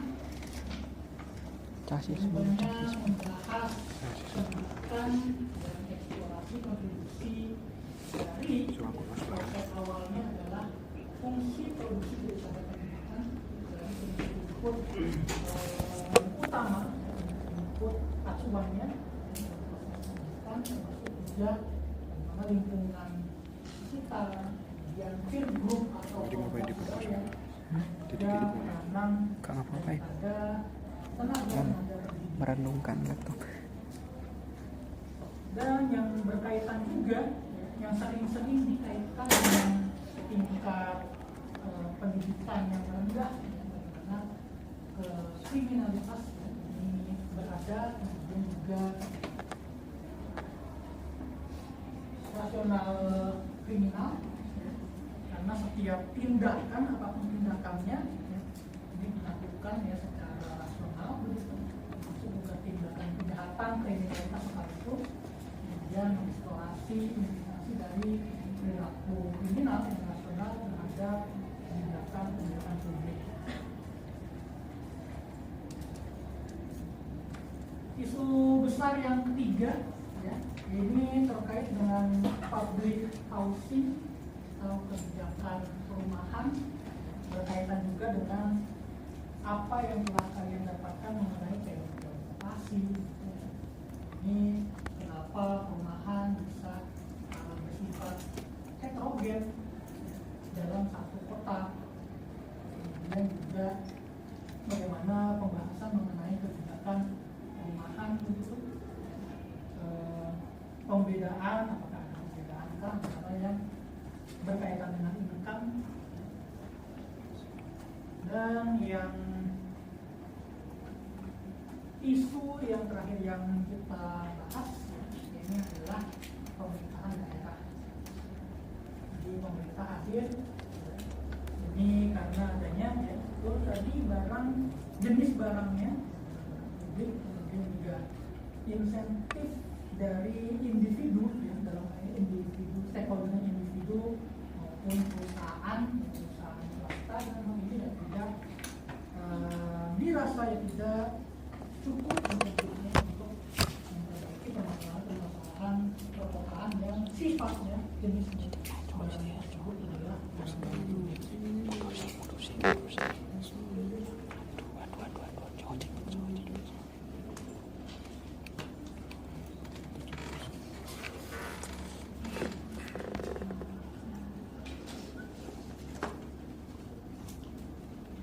Oke, ini sedikit review ya, sebenarnya juga ada saya juga mendapatkan ya teori perkotaan menyambung juga Tapi mau dengan udah lu gampang jampe kayak ora. kenapa Kan jadi buat yang kaitan eratnya kepada penduduk banyak, kemudian juga pertumbuhan penduduknya juga relatif lebih banyak juga begitu. Jadi ini berkaitan erat dengan laju peningkatan jumlah penduduk di suatu wilayah perkotaan, kemudian perluasan wilayah ya, perluasan wilayah karena memang kalau kita lihat sendiri ya, harusnya di kota-kota metropolitan mungkin yang dampak lebih kelihatan begitu bagaimana Surabaya ya, di Jakarta gitu ya, ketika dia sudah penuh ya, penduduknya gitu, jadi dia menyebar ke wilayah-wilayah yang ada di sekitarnya ya, sehingga terbentuk juga wilayah yang dinamakan ya suku urban yang baru, suku urban yang wilayahnya ya di luar dari kota metropolitan ya, tapi dia masih lingkup ya sekitar dari kota metropolitan yang ada.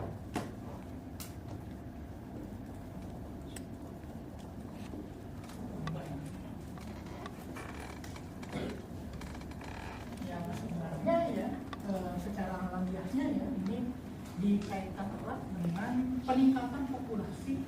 Kemudian awalnya sebelum terjadinya ada wilayah suburban ya, ini dari wilayah luar ada faktor-faktor pendorong dan juga faktor penarik dari wilayah luar masuk ke perkotaan.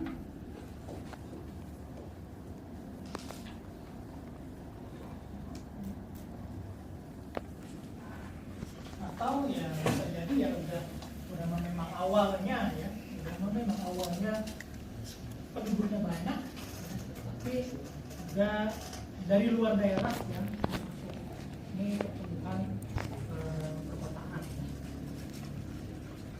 Nah, ini tadi beberapa di antaranya peningkatan pertumbuhan perkotaan, faktor-faktornya mulai dari peningkatan alami, kemudian migrasi orang yang berpindah dari desa ke kota begitu, kemudian ya terbentuknya ya susunan ini ya, diakibatkan karena adanya urbanisasi ini.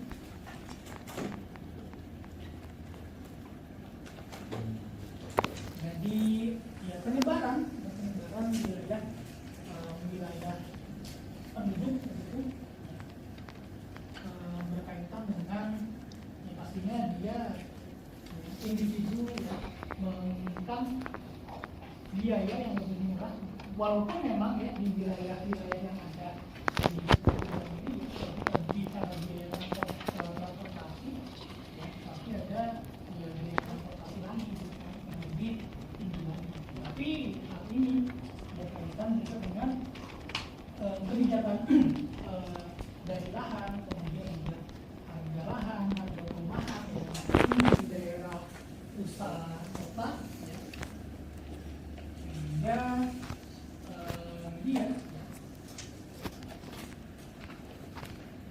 harusnya tinggi dan dia perpindahan ya.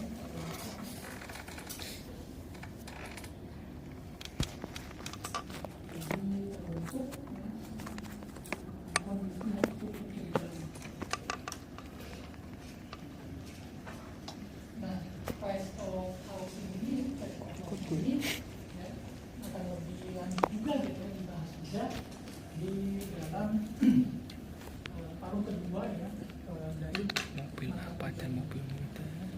Kemudian berkaitan dengan akses juga Bensin dulu nambah tuh. keseragaman gitu. Jadi biasanya ya kota yang memiliki akses yang lebih baik pada pendidikan, kesehatan dan lainnya. Jadi juga dapat ini dan mendorong juga perkembangan dan juga konsekuensinya adalah peningkatan sumber daya, peningkatan sumber daya, perkotaan yang tepat, dapat mengurangi sumber daya, air, makanan dan energi, di mana kalian tahu ya teori dari Malthus ini bahwa yang walaupun memang ada perdebatan gitu ya, jadi pertumbuhan makanan yang relatif lebih linear gitu.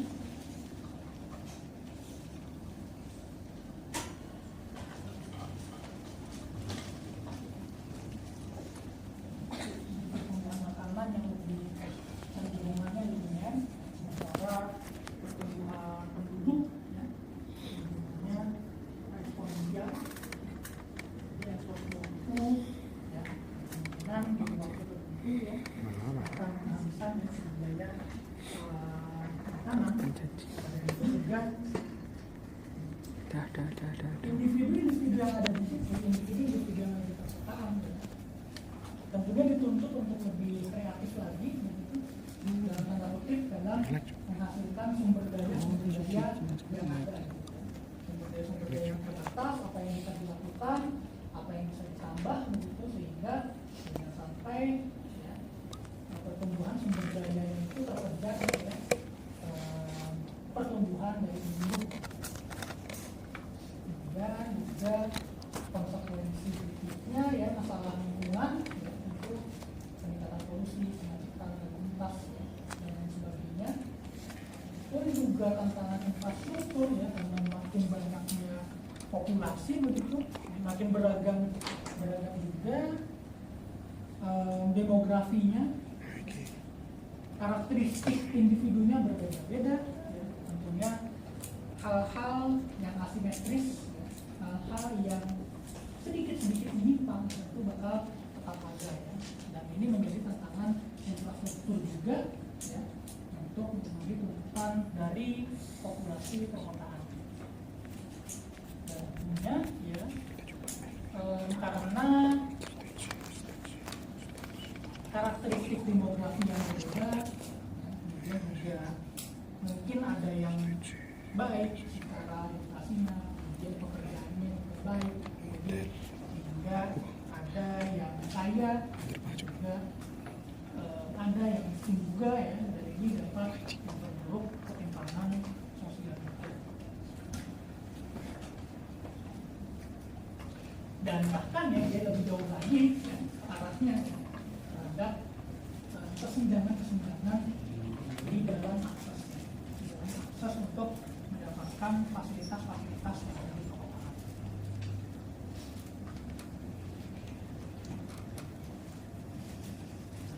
Nah ini juga review juga ya, dari model pertumbuhan perkotaan. Beberapa model pertumbuhan perkotaan. Yang pertama ini pertumbuhan perkotaan model zona ya, konsentris. Model zona konsentris ini suatu wilayah yang terdiri dari 5 zona. Setiap zonanya mewakili area-area Hampir loh, Cok. dan awalnya ya dari PBB yang paling tinggi, kemudian menyebar ke wilayah-wilayah di sekitarnya, wilayah transisi 1000 meter kayaknya habis 1000 meter penambahan tapi anu tapi paling kui finishnya tetap unlocknya nggak ben ke unlock ya perumahan-perumahan yang ada di sekitarnya dan sampai ke wilayah bisa dibilang suburban atau bisa dibilang juga zona komunitas. Ini dari pusat ya, dari pusat kemudian menyebar ya ke wilayah-wilayah yang ada di sekitarnya.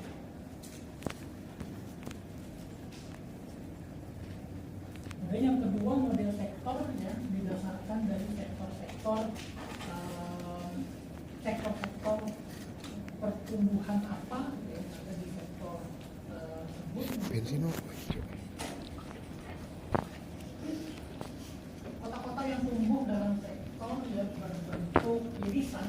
Jadi kalau yang tadi ya ini ya kritik berupa kritik juga ya. wis komplit iki levelnya stage wis komplit Zona konsentris.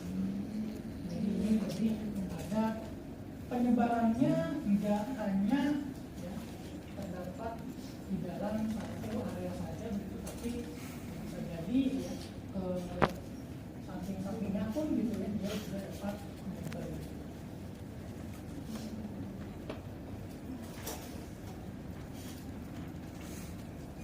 Jadi kota-kota tidak berkembang dalam bentuk lingkaran saja. ben apa sawah jet bareng Cok? Di sektor-sektor kemudian Tank bareng pesawat tank bulan kayak pesawat tank bulan. keterikatan transportasi. Jadi kata kuncinya ada di transportasi. Bagaimana pola sewa, tempat tinggal dan dampak perkembangan dari transportasi.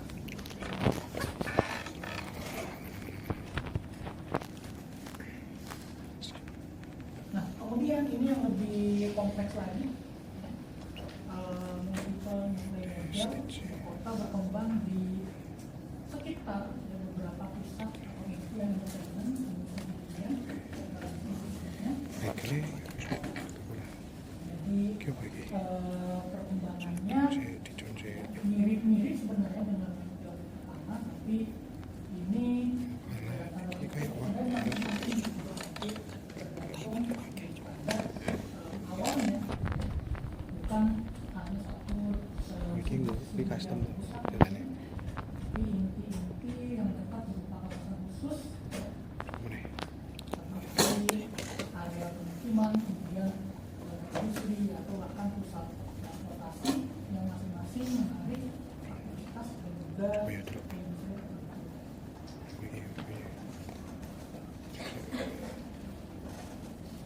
ini Jadi Cok, terus. Posisi dominannya dia lebih kecil, dia sebagai wilayah perkotaan, karena wilayah perkotaan memiliki inti dan tambahan sendiri yang saling Bingung kemana itu dasar. jadi dengan asumsi lahan tidak merata di semua area, kemudian Kok boleh? distribusi sumber daya yang merata, jadi di setiap sisi begitu dia ada, Dua dia. kemudian distribusi penduduk juga merata dan biaya transportasi. Karena ya adanya pengembangan sendiri gitu ya, selain yang ada di listrik ya, kemudian bagaimana perusahaan yang lain yang ini ya di manufaktur Menantang kematian. ini dan sini berarti dua dalam tanda petik pusat ya. Tapi sebenarnya ya ini merupakan pendukung untuk pusat dan sebenarnya ya tidak transportasi ya dan orang-orang yang tinggal yang ada di sekitar ini bisa memilih ya, kemanapun dia mau dan mendapatkan pendapatan yang lain sebagainya. Lah, baik. Biar cek poin, Cok. Saya kira cek poin, Cok.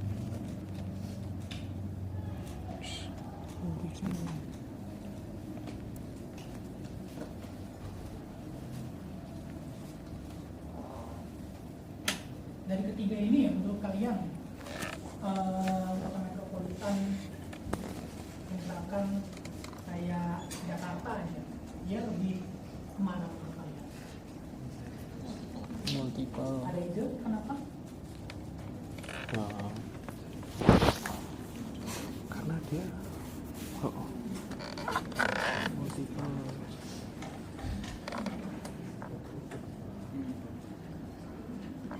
macam-macam nggak cuma satu jenis bentuk bangunan doang. Kawasan ya, jadi ya bukan cuma ya kalau Jakarta ya, kalau wilayah Jakarta kemudian bedanya juga dengan kawasan Jabodetabek ya, Keren awal dia mobil bulan, Cok. kawasan Nggak kuning beli nih. Terus kita untuk kalian ya jadinya mana? Dan kenapa gimana? Kenapa menurut kalian misalkan dia publik. sektor yang memberikan itu lebih cocok? Kenapa play model gitu yang multiple play yang cocok? Kenapa? Jabodetabek Jabodetabek. itu lebih cocok ke mana? Ada kalian ke Bekasi.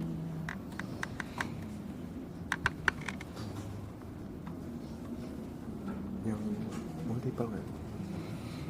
Apa zone konsentris? Enggak, Cok, zone konsentris gak jarang, Cok, sekarang. Saya mau multiple ya. Multiple. Multiple Ada apa kayak aja sih yang kayak di CBD-nya di dalam Jakarta. Terus itu apa? Heavy manufacturing-nya di Bekasi apa? Yang pabrik-pabrik. Sekarang selain yang ada nanti kesempatan lain yang selain distribusi penduduk merata ya, distribusi nilai juga saya harap merata. Ada ide? Multiple. Kawasan yang metropolitan Jabodetabek ini dia lebih cocoknya ya antara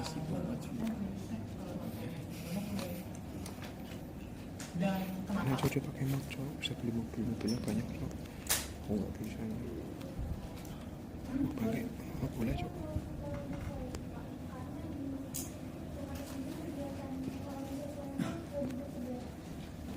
Kegiatan ekonomi lebih tersebar. Oke, bisa jadi kita sebarnya seperti apa? Ada apa aja di situ? Apa ini barang?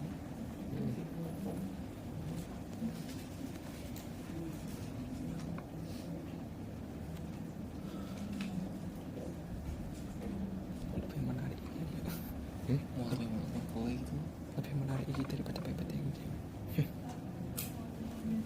Boleh?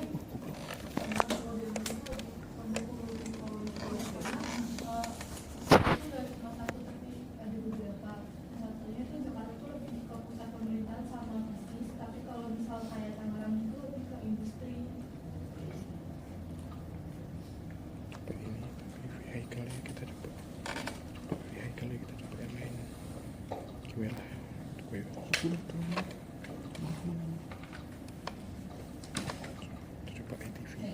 Jadi yang ada ya di situ kemudian adanya industri di kawasan sekitar itu yang menyajikan ya model play ya, di basis terowongan. Ada jawaban lainnya? Konsensus atau mungkin sektor dan kenapa? Satu berarti.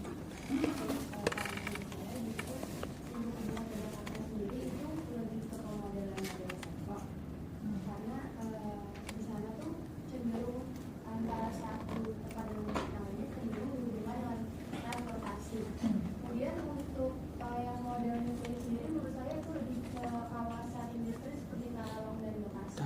Di mana di sana banyak pemukimannya dan di pusat pertumbuhannya itu terdapat pemukimannya. Jadi ya, kata kuncinya yang tadi transportasi ya itu bisa jadi ya menjadi sektor yang dilihat ya menjadi kasus kelemahan.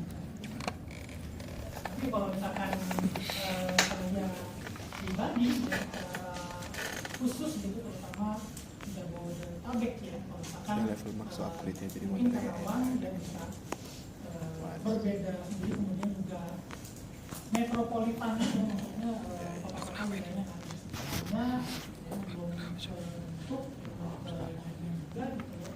Jadi menurut saya yang lebih cocok begitu ya adalah multiple nuclei gitu. Jadi karena ya kalau pembahasan yang terakhir tadi multiple nuclei ya ada kaitannya dengan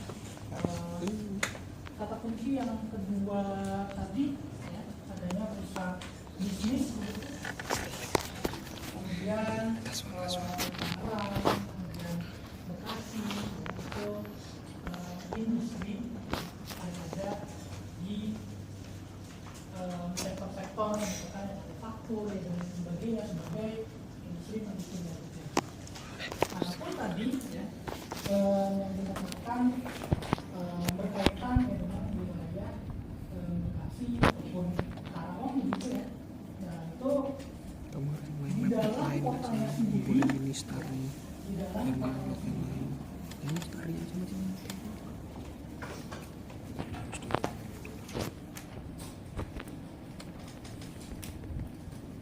itu betul ya dia sektor gitu ya, dia masuknya ke sektor ya, karena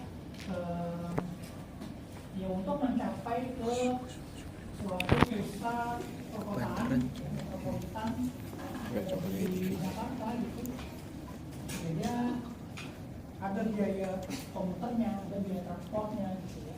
Tapi kalau kita berbicara secara utuh, bukan secara utuh, secara lebih luas lagi jadi Jabodetabek gitu ya. Merasa itu lebih cocok pada nuclei gitu ya.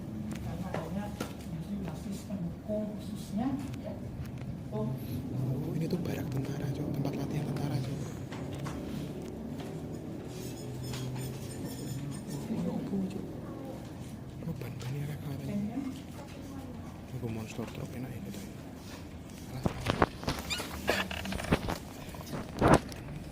Aku tahu pakai apa, Cok. Yang enak aku tahu pakai apa. Aku usah pakai tank, Cok. Kan dia tempat tentara kan. Jadi kita harus pakai tank. Wah. Wah.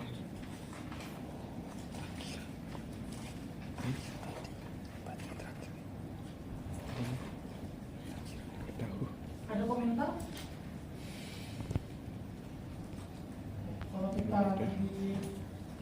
bebas ya. Jadi ya saya juga Aku janji, aku berjanji mau pertemuan besok aku akan mengkaji dan mendengarkan, mencatat dan bertanya dan menjawab. Ya sekarang karena ini masih pengantar, jadi ini kan masih ada materi Pak Mulyo kan, jadi ya nggak penting-penting banget. tidak tepat dan argumentasi Materi yang kemarin. karena ya semua yang ada di Paket enak. modelannya gitu. Ketika kita mencari Masa menarik sebuah fenomena kemudian kepada Nah, udah bisa. ada pasti ada Namanya. argumentasi sendiri, argumentasi khusus gitu. Dan ruangannya ya sangat terbuka gitu, untuk menjadi Belum Mbak ini? kemudian terakhir Boleh ya, dapat bintang? Bisa. bentuk perkotaan form dilihat yang ditinjau dari elemen bentuk-bentuk perkotaan dari mulai kepadatan kemudian penggunaan lahan kemudian keduanya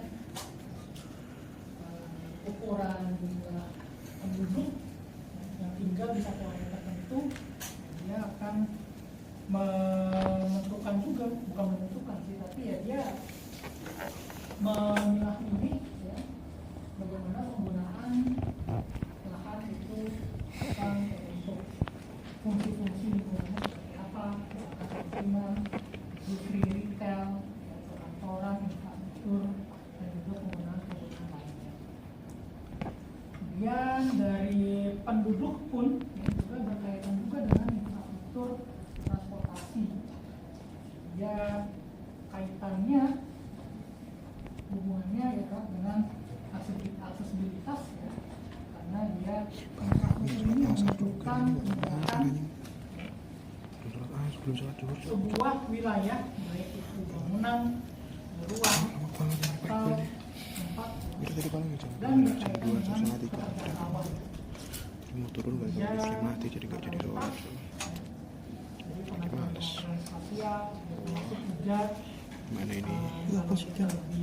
Kayak tempat buat latihan tentara ingin coba. melihat lagi konteks keindonesiaannya, konteksnya dalam keindonesiaan yaitu RTRW, rencana tata ruang wilayah Gak mati-mati ya.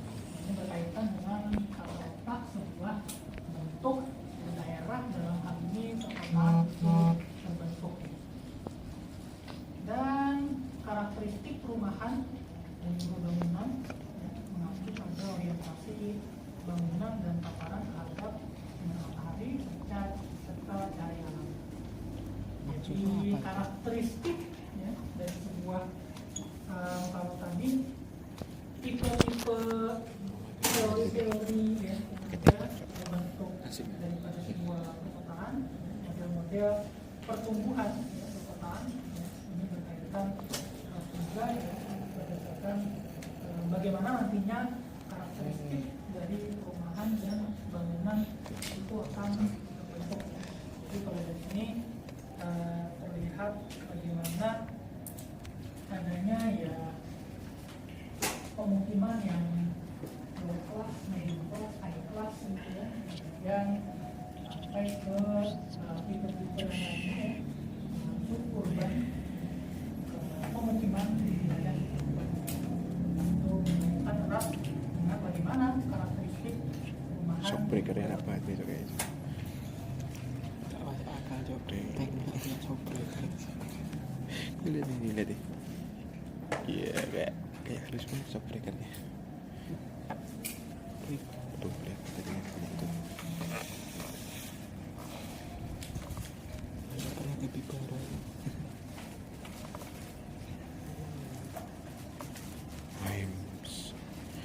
I'm Groot anjay.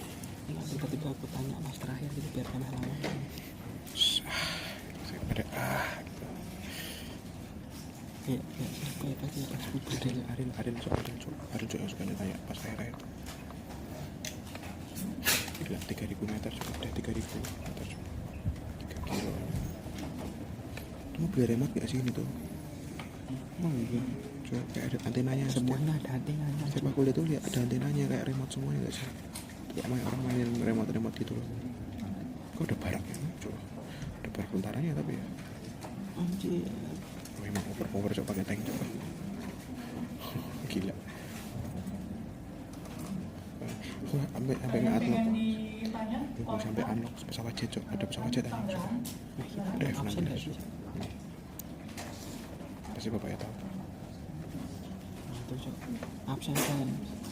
Tanknya mati dulu kan. Tuh presensi. Mati lagi. Kurang.